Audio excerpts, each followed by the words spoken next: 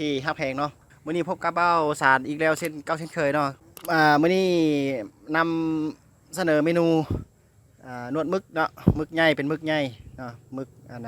นวดปลาหมึกเนาะเฮาลวกมาแล้วเนาะกินนวดหมึกนี่กับเจียวซีฟู้ดเนาะนี่เนาะเป็นแบบนี้เนาะท่านผู้ชมเนาะก็จะมีหลายอย่างอยู่ผักเฮาเนาะมันจะมีตามที่พวกเราเห็นเนาะมีมะแตงมะเขือมะเผ็ดเนาะมะหอมชีมีข้าวปุ้นเนาะโอ้ยฝูงบินตำเนาะแมงวันจะเป็นลายเนาะ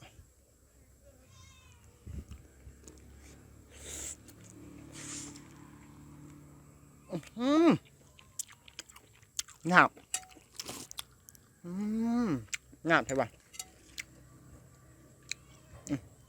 ปาดเอาท่านผู้ชมปาดเป็นตอนเอา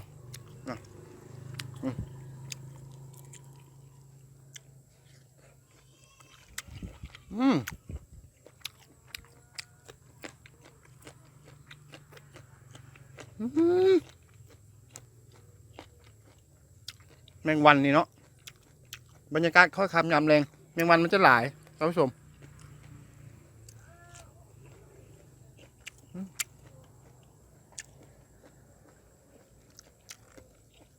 พันเอา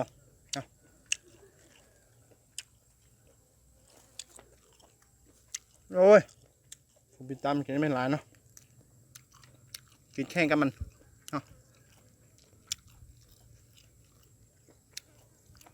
ชูขวมันเนี่ยแม่เนาะโอ้ยมื่อนี้เสียทีบุมีหอมลาบด้วยท่านผู้ชมเด้อบุมีหอมลาบเนาะ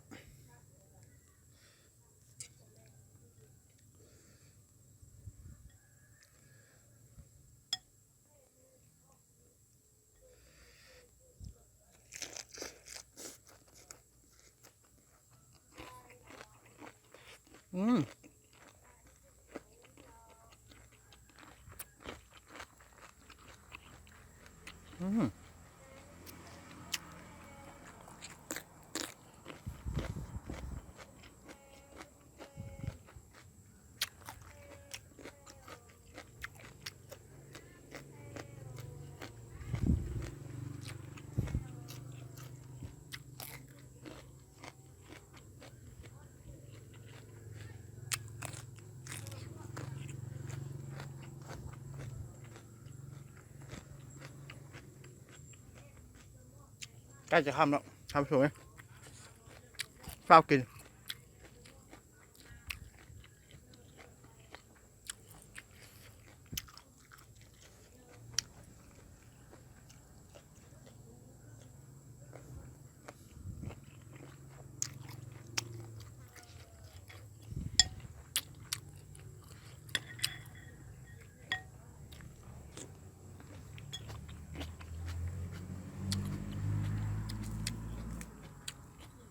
ผักกระจองเนาะ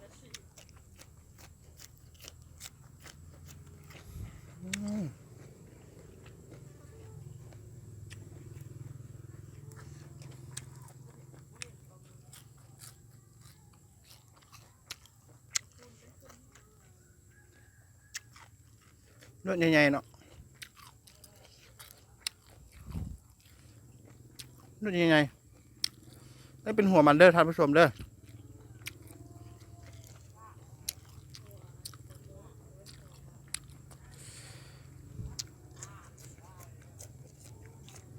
หัวปลาหมึกหัวปลาหมึกเป็นหัวมันไว้สัก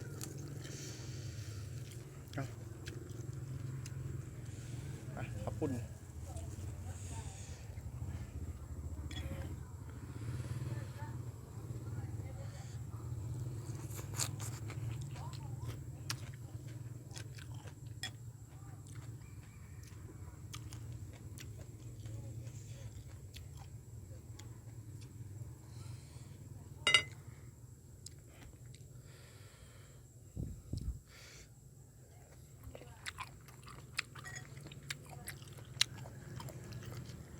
ผักบุ้งอยู่ลุ่มเนาะ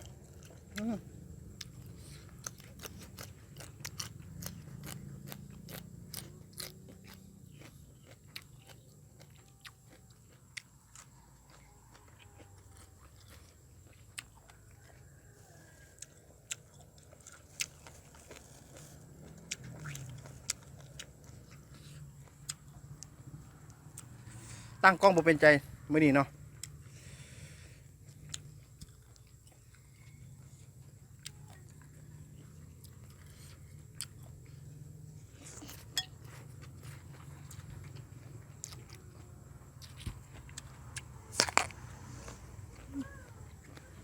เผือกอ่อนพี่โล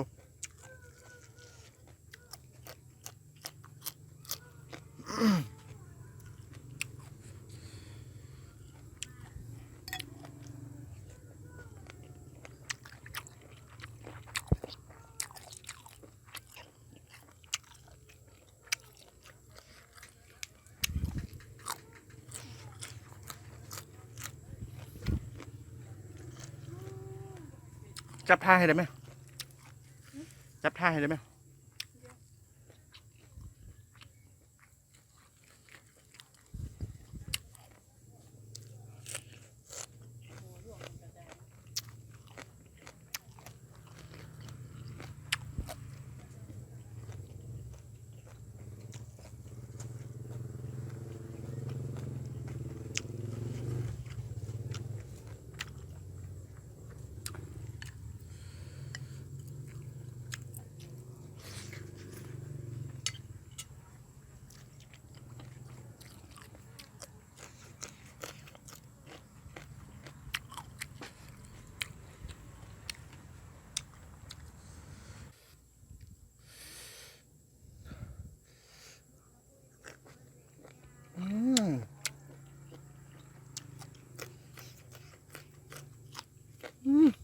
ฟูบิดตั้มเนาะ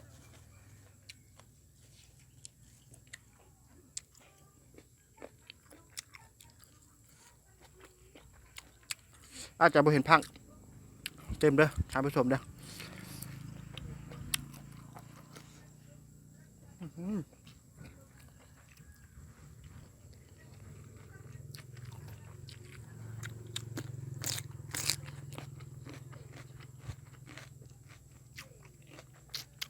สั่งแมงวันนี่เด้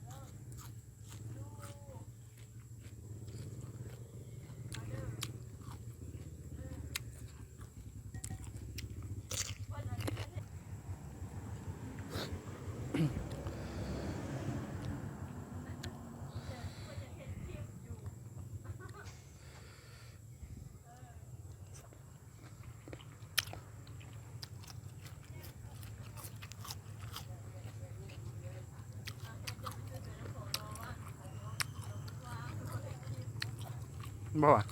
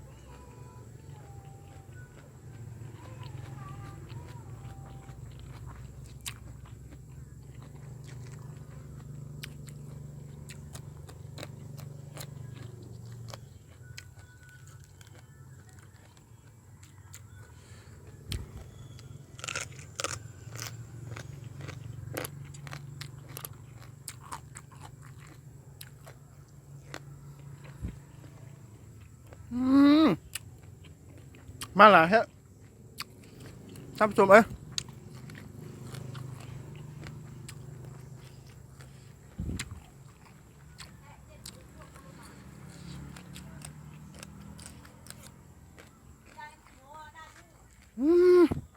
ม่นหลายท่านผู้ชมขออนุญาต ปิดคลิปก่อนเนาะไปไล่มันก่อนนะโอเคนะพบกันอีกเนาะบ๊ายบาย